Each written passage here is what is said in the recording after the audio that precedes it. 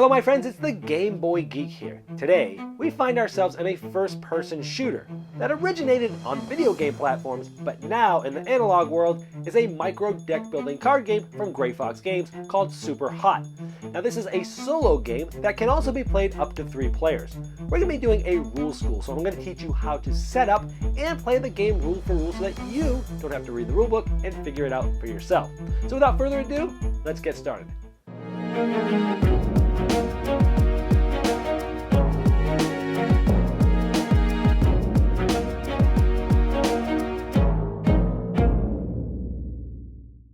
Superhot is a micro deck building card game that was designed as a solo game but can be played with up to 3 players. In this game, you're trying to complete up to 3 different levels with all different goals. You'll be playing different cards from your hand with different fighting and or dodge abilities to be able to take out certain cards and threats that are in the line. If you want the cards that you've interacted with, you can place it into your hand the next turn. If you're not so into its ability, you can just knock it out, stopping its ability from triggering in the next phase, which is usually something bad like adding bullets. And bullets are bad because they drown out your hand, they're useless cards, and if you get 4, you lose the game. And a myriad of different gold cards keeps the game fresh every time you play. Over the course of the game, you'll be drawing from your deck, you'll be getting cards from your discard pile, getting new cards in your hand, and also getting new cards from the line into your hand and building your deck. There's also a way to play cooperatively with 2 different players, a versus mode where 1 player plays the system versus the 1 player, and a 2 versus 1 where 2 players cooperatively play against the system.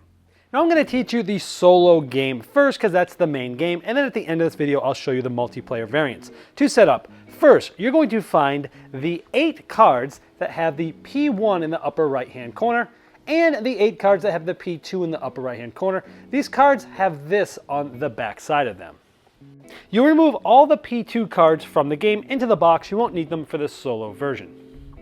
Now I'll be referring to this paper player mat, which will help you keep things straight throughout the game. You're going to take all 8 cards that had that P1, you're going to shuffle them and place them face down where it says player deck. You're going to take all 12 bullet cards, they look just like this, and you're going to place them right here on the bullet deck face up like that. You'll then take the rest of the cards that are in the game and you'll place the deck here and draw out the 6 cards face up just like this, and this deck is now face up. You'll also then take one of these bullet cards and you'll shuffle it into the bottom 9 cards of this deck. So you know that one of the last 10 cards in this deck is a bullet card. Now you'll take all of the question mark gold cards, shuffle them together, and place them where the mission deck goes on the paper mat. And at the beginning of the game, you're only going to flip over one of these and you're going to place it here. This says, use every card in your hand in a turn. That's the goal. Now, if you ever wanted to veto this card and not use it this round, it would go over to this veto goal section. Now, it doesn't disappear. This should actually come back in a different round. You would then flip this over here. But in this case, we're not going to veto it. It goes like this. If you ever pull up a goal that for some odd reason is already completed, then you put this to the bottom of the pile and draw a new one. And to complete the setup, just draw 4 cards from your deck into your hand. The goal of the game is to complete 3 levels. Now you'll complete the first level by completing this first goal. Then you'll get 2 new goals and you'll have to complete both of those to complete level 2. And then you'll have 3 more new goals and you'll have to complete all 3 of those to get through the 3rd level and win the game. Over the course of the game, you'll be drawing cards to fill your hand, and you'll be playing cards to destroy or knock out some of these cards to stop bad things from happening to you. You'll be recruiting some of those cards into your own hand to keep things going, and you'll keep going like this throughout the game. Now each round of the game goes through these 7 phases. In the first phase, you can wait or move. Now when deciding when to wait or move, the majority of the turns you're going to be moving, which essentially is playing cards, and for each card you play, you essentially are moving 1 spot forward in time. So let's look at these cards. First of all, the top left is all you really need to look at when cards are in your hand and you're looking at them. This is telling you how much essentially currency you have for different types. The red is known as fighting, and the triangles are known as dodged, and some of them will have both. They'll be mixed. Most of the time you're going to probably select move, so we're going to go through that first. When you move, you immediately go to phase 2, which is using cards. Now the cards that are here are all different obstacles. This is known as the line.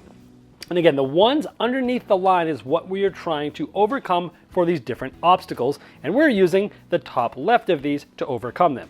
So for example, you can use as little or as many cards as you like to try to get past these different obstacles. So here's 3 red fights. Now we could use that to get past this obstacle because it needs 3.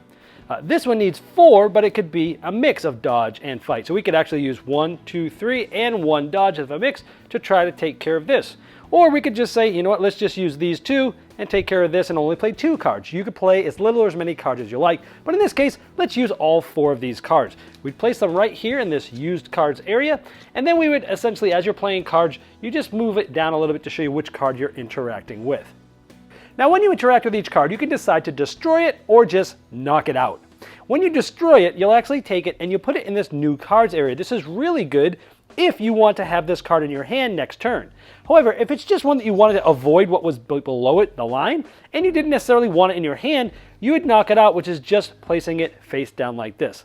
We'll show you what happens with knocked out cards later, but in this case, let's just decide that we want to have this in our hand, and so we're going to put this in our new cards area.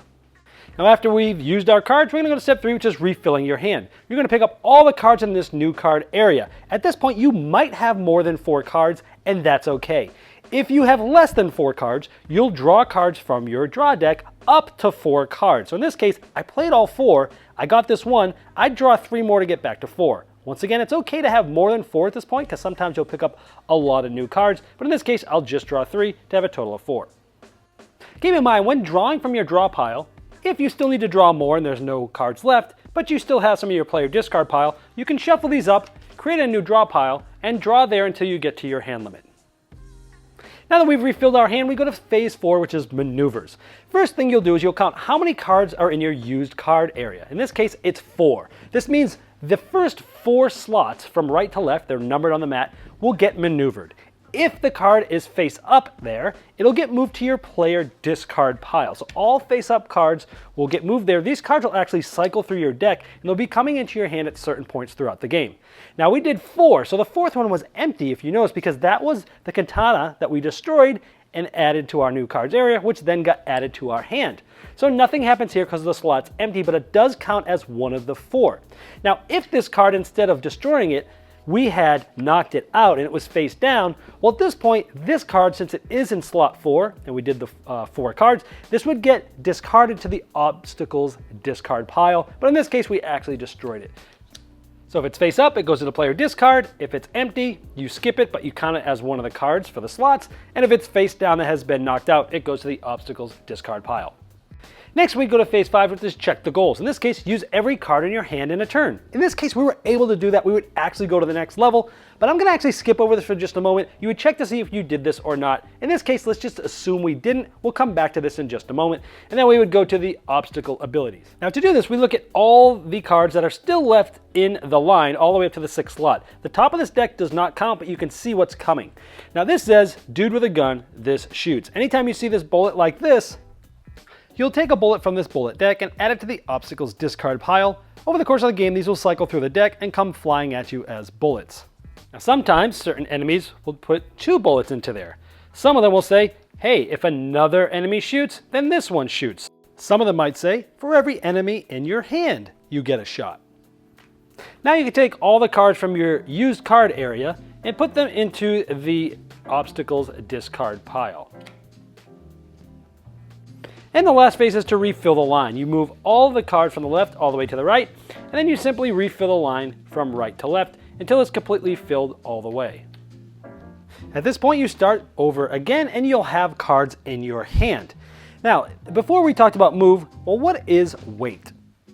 Well, to wait is to sort of stall your time a little bit. You can discard as many cards as you want in your hand to the obstacles discard pile. You'll then take the first card all the way to the right and you'll place it into the player discard pile. So it would go just like this. Now we're going to talk about bullets in just a moment further, but you can never discard bullets into this pile even when you're waiting. And when waiting, if this furthest right card was knocked out, then instead of going to your player discard pile, it would go to the obstacles discard pile. Then you'd draw back up to 4 cards, and then you would jump right to the check goals phase. And this brings us back to our goal card, which I'm going to say we've completed now because I'm going to show you what happens when you complete a goal. If it's the end of the level, meaning we've completed all of them, usually you flip them over. And as I mentioned earlier, as you go through the levels, you'll have multiple goal cards. But if all the goal cards are now turned over, you've finished this level and you'll go to the next level. The first thing you'll do is you'll take all completed goal cards and you'll place them at the bottom of the goal deck and you'll place it back here. You'll take all the cards from the obstacles discard pile, all the cards in the line, and all the cards in the obstacles deck, and you'll shuffle them all together to create a new obstacles deck. And you'll draw the first 6 cards and place them from right to left, setting up the line.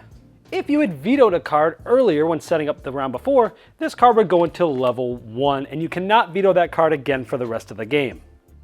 If you didn't veto one in the previous round, you would then flip over the amount of cards depending on the level that you're in. In this case, we're going to level 2, so we're going to flip up 2 cards and put them in the corresponding spots.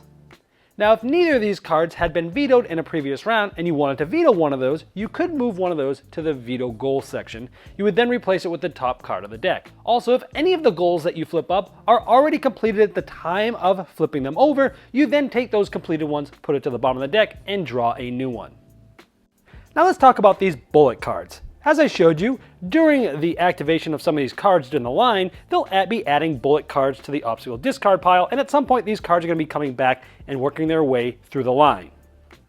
Now as the game goes on, these bullets might find their way into the line, and they're known as flying bullets. Now you can destroy them by playing cards that meet the value here, shown in this case 2 dodge. And when you destroy them, they don't go normally into your hand, they actually go back into the bullet deck anytime you destroy a bullet that's in that line that goes there. However, if you're unable to destroy the bullet, as you are essentially refilling the line, when this bullet would normally be moved all the way to the right and going into the obstacles discard pile, instead of going there, it goes directly into your hand. Now this is problematic for 2 reasons. Number 1, a lot of times you're drawing up to 4 cards in your hand. Now it's possible through playing a lot of cards and gathering new cards that you'll have more than 4, but a lot of the times you're going to have 4 cards in your hand, and that means one of the 4 are bullets, which basically are useless to you. Also, if you ever have 4 bullet cards in your hand, you've immediately lost the game. However, some cards that you get throughout the game will allow you to heal a bullet from your hand, putting this back into the bullet deck. And so bullets are either going to be destroyed by you, being placed back in the bullet deck, or they're going to work their way down the line and immediately to your hand. They can never be knocked out. Now there's only one way to win the game, and that's by getting through levels 1, 2, and 3, and on the 3rd level, getting through all 3 obstacles. Some obstacles, you can track your way through it using these bullets. So if I had knocked out the 6th obstacle, and that was the last one, we would flip this over, and we would be able to win the game. However, there's 4 ways to lose the game. As mentioned before, if you ever get 4 bullets in your hand, you immediately lose. Or if the last card from the bullet deck gets depleted. Or even after reshuffling the obstacles discard pile, creating a new draw pile, when filling up the line, if you do not have enough cards to refill it, that is another way you lose. The last possible way to lose is during refilling your hand, phase 3. Let's say you have no cards in your hand, you're drawing from your deck, there's 2 cards here, you would shuffle your discard, you'd place them here, let's say this is just the 3rd card, and you cannot draw a 4th card, in that case you lose. Now the game's flow is different than most, so you might want to leave this up throughout your first play because it will take a good game or 2 to really get the flow of the game. Number 1, you're playing cards into your used card area. Number 2, if you've destroyed cards, they're moving into your new cards area. Number 3, you're drawing cards, any of them from your new card area, up to 4 cards. If you still need to draw more, you're drawing those from the player deck, number 3. Number 4, you're going to go through maneuvering and moving cards for as many as you played, down into the player discard pile if they're face up, or into the obstacles discard if they were knocked out face down. And then you're moving the cards from the used play area also to the obstacles discard pile. Now there's different variants to play with more than one player. The first one I'll go over is the 2-player co-op mode, where each player gets a starting deck. The first player will get the P1 deck, and the second player will get the P2 deck that we originally took out at the beginning of the setup, if you remember. Both of these have 8 cards in them. And each of them will have individual turns, so each of them will play cards, they'll go through all the phases, and they'll actually activate and refill up the lineup, and then it will be the other player's turn. Also, each player keeps a separated player deck and player discard pile in front of themselves. And to figure out who's starting, you take 1 card from P1 and 1 card from P2, shuffle them up, and draw one up, and that player will be the first player. Now to win together, they still have to finish 3 levels. However, level 1 you have to complete 2 goals. Level 2 you now have to complete 3 goals. And level 3 you have to complete 4 goals. Now the players can veto 1 goal per level except in level 3, but they both have to agree on it, and it works the same way as the base game. And if one player finishes the last goal, the other player will take the first turn in the next level. Also, there's aid. At the end of the second phase, the use cards phase, the active player may take an unused obstacle card from their hand and place it face up on the table between themselves and their teammate. Now, bullet cards cannot be shared this way. On that next player's turn, they may use this offered card as though it were in their hand, even though it doesn't count towards their hand limit. If they do, it's treated like one of their own cards played from their hand, and if they don't, it is discarded to the original owner's discard pile. In addition to the normal lose conditions, if combined between both players, there's 5 bullet cards between them, they lose. There's also a versus mode where one player will play as normal, the other player will play as the system, and they're trying to stop this player from completing 2 levels. Gameplay starts with the normal player, and then it goes to the system player back and forth for the game. When it's the system player's turn, they will draw the top 4 cards from the obstacle discard pile, and then use the numbers underneath the line to activate things based upon this card called the system, which you'll find in the game. If there weren't enough cards here to draw up to 4, they would use the top of the obstacles deck on the other side of the paper mat. Now, when using these, it's just like the normal game, which is the dodge, the fight, go through those. You can combine as many cards as you want. These ones have to be from the mix. So in order to use this, you can only use mixed cards to add them up to these different abilities. For example, if the system player had this, they could add this 5. Now these can only be used for the mixed. 6, 7, 8, 9, 10, 11, 12, they can add all these together to activate this ability.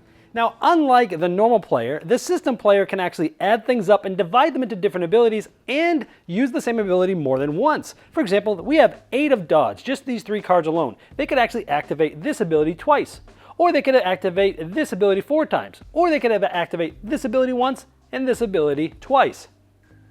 And in versus mode, the normal player just has to complete level 1, which is 1 gold card, and then level 2 with 2 gold cards as normal, but then they would win.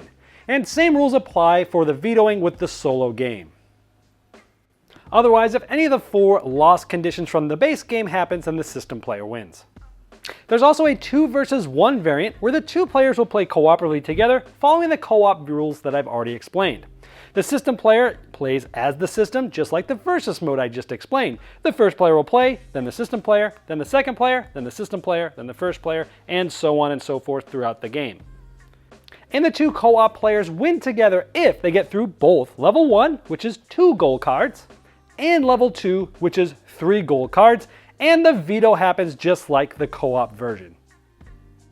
The co-op players lose if any of the 4 endgame conditions, just like the base solo game, happens, or just like the co-op game if combined the 2 players have 5 bullet cards in their hand. And as I mentioned in the co-op version, using the aid at the end of phase 2, you can place that card between each other and the system player cannot interact with this card in any way. I hope this helped you dive right into Superhot and get to the fun quicker than you normally would have if you had to read the rulebook yourself. Now, if you have further questions, I've placed a link below me in the description of this video. That's the best place to ask them, because not only will I be notified, but the publisher will be also, and they might be able to help me in answering the questions.